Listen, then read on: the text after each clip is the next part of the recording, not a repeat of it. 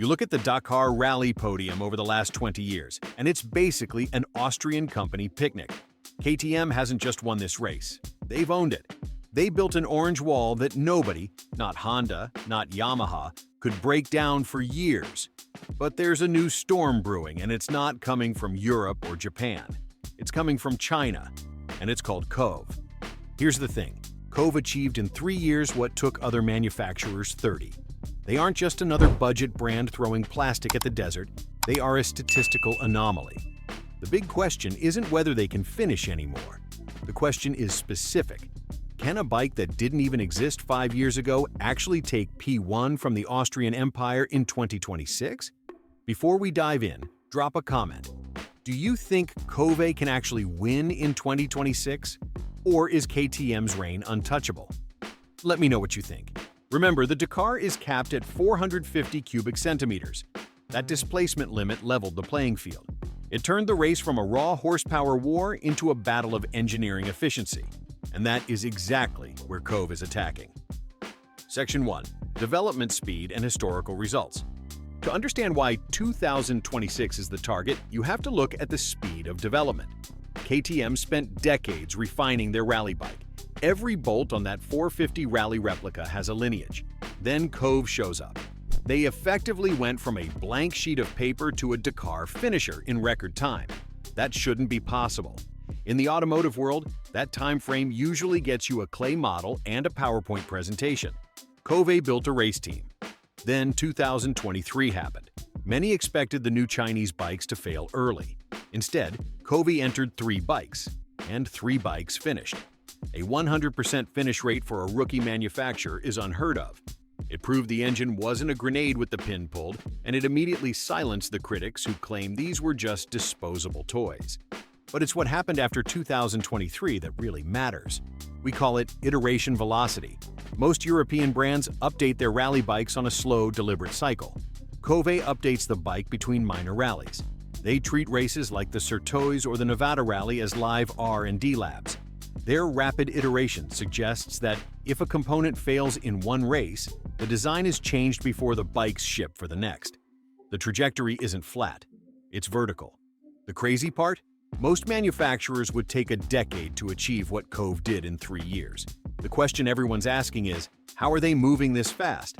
Stick around to find out. Looking at the results from late 2024 and early 2025, you can see the gap closing. They aren't just finishing to finish anymore, they are starting to hunt for stage wins. Now you'll hear people say, it's just a copy. Sure, the engine is based on a Zhongshan platform, but dig deeper. The chassis geometry and fuel tank distribution are unique Kove designs. They didn't just photocopy a KTM frame, they engineered specific solutions for stability in the dunes. They built a chassis that prioritizes a balanced feel that doesn't fight the rider. This distinction is critical because it shows intent. They realize that to beat KTM, you can't just be a cheaper KTM. You have to be different where it counts. This rapid evolution proves they aren't guessing. They are learning at a pace the industry hasn't seen before. And while the factory results get the headlines, the real revolution is happening in the back of the pack with the people who pay their own way. Section 2. The Privateer Army and Logistics. Kove's secret weapon for 2026 isn't their factory team. It's something KTM simply can't replicate. And the craziest part? It's hiding in plain sight at every single bivouac. If you walk through the pits today, the color palette is shifting. It used to be a sea of orange, but now there is a rising tide of red in the privateer pits. This is the Privateer Army. If you've never heard of Kove's privateer strategy before, this is going to change how you think about rally racing. Comment if you think this is genius or if it's just throwing bikes at a wall to see what sticks. Reliability in racing is a numbers game. KTM gets data from 4 factory bikes. Kove gets data from a growing field, fielding 12 riders in 2025, mostly privateers racing on their own dime. Every broken chain or overheated radiator reported by a privateer is a data point sent straight back to the factory. Because there are more Kove bikes hitting the dunes in the hands of everyday riders, engineers identify weak links at a rate exclusive European brands struggle to match. They are crowdsourcing reliability in real time. There is also a massive difference in what you can actually buy. If you want a KTM 450 Rally replica, availability is extremely limited compared to Kove's broader market approach. It is an exclusive club. Kove took the opposite approach. They are selling the mall crawler to the guy who wants to look cool at Starbucks, but they are also selling the actual race-ready rally bike to anyone with the cash. There is no detuned version for the public. The bike you buy is closely aligned with the bike the factory team races, with minimal performance loss. This builds trust. You aren't buying a marketing brochure, you are buying the tool for the job. Then there's desert logistics. If you're a privateer racing in the Originals by Motul class, you are your own mechanic. You finish a 500-kilometer stage, then you wrench. The KTM is a masterpiece, but it's complex. Built like a Swiss watch. The Kove is built more like a tractor. When you're hallucinating from exhaustion at 11 p.m. and need to swap an injector, you want simple. Privateers are finding the Kove is friendlier to the exhausted mechanic. Have you ever worked on a complex bike late at night and wished it was simpler? That's the Kove advantage.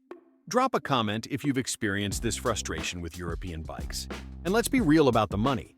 Racing Dakar costs a fortune. A dedicated European rally bike costs significantly more if you can find one. The Kove starts under $10,000. That price difference is huge. In the context of a race budget, that savings pays for your support truck seat, a fresh set of mousses for every stage, and maybe even a dedicated mechanic so you can actually sleep. By making the bike cheaper, Kove is indirectly improving the results of their riders because those riders can afford better support infrastructure. That financial durability allows teams to push harder because crashing a $15,000 bike hurts the wallet a lot less than destroying a $35,000 limited edition collector's item. Section 3, the 2026 Showdown, Rider Lineup and Performance Ceiling. Now, having a swarm of privateers finishing the race is great, but that doesn't win the Dakar. To take P1 from KTM, you need to operate at the absolute limit of human and mechanical performance. This brings us to the 2026 Showdown and the harsh reality of the performance ceiling. The bike is only 50% of the equation. The other 50% is the rider. KTM, Honda, and Husqvarna have locked down the aliens. The riders capable of navigating at 100 miles per hour while reading a roadbook that looks like hieroglyphics. Kove has proven the bike can finish, but they haven't yet proven they can attract a Toby Price, a Kevin Benavides, or a Ricky Brabec. To win in 2026, Kove needs a rider who can extract that last 10% of performance. Here's the million-dollar question. Is there a rider out there willing to bet their career on a Chinese rally bike? Who do you think could do it? Comment your pick below. Whether that's a top-tier veteran or a young talent like Mason Klein, they need someone capable of running at the absolute limit. Then there is the hardware gap, specifically suspension. This is where the Austrian Empire still holds the high ground. KTM uses WPXACT suspension components. These are arguably the best off-road suspension components on the planet. They allow riders to hit hidden rocks at speed and not die. Kove is closing the gap, partnering with serious suspension tuners and developing their own linkages. But there is still a difference between very good and factory WP. If the Kove kicks sideways in the whoops while the KTM tracks straight, the KTM rider uses less energy. Over 14 days, that energy savings translates to minutes, and minutes win the Dakar. This suspension difference might sound small, but do you think Kove can close this gap by 2026? Let me know in the comments. We also have to talk about the factory advantage that isn't mechanical. It's institutional knowledge. KTM has been managing this race for decades. They know the strategy. They know when to let a rider lead and when to sandbag to avoid opening the stage the next day. They have meteorologists, mapmen, and strategists who play the race like a chess match. Kove is still learning the board. In 2026, we might see Kove with the speed, but do they have the racecraft? However, there is a wild card, the Mason Klein effect. We saw what happened when a young, hungry rider took a privateer bike and proved competitive against the factory teams. If Kove can find a rider like that, someone with something to prove, it could disrupt the podium. If the bike has the pace to sprint with the KTMs for 14 days, the pressure shifts to the Austrians. They aren't used to fighting a bike that costs half as much. Kove doesn't need to dominate the whole rally. They just need to be faster than the lead KTM on the last day. Conclusion: the verdict on 2026. So, where does that leave us? Kove isn't coming. They are already here. They have flooded the bivouac, proven the reliability, and democratized rally racing for the masses. But taking P1 is a different beast. The reality check is this: Kove will likely dominate the field in terms of numbers. You will see more of them finishing than ever before. But to take the crown from KTM in 2026 requires a perfect storm.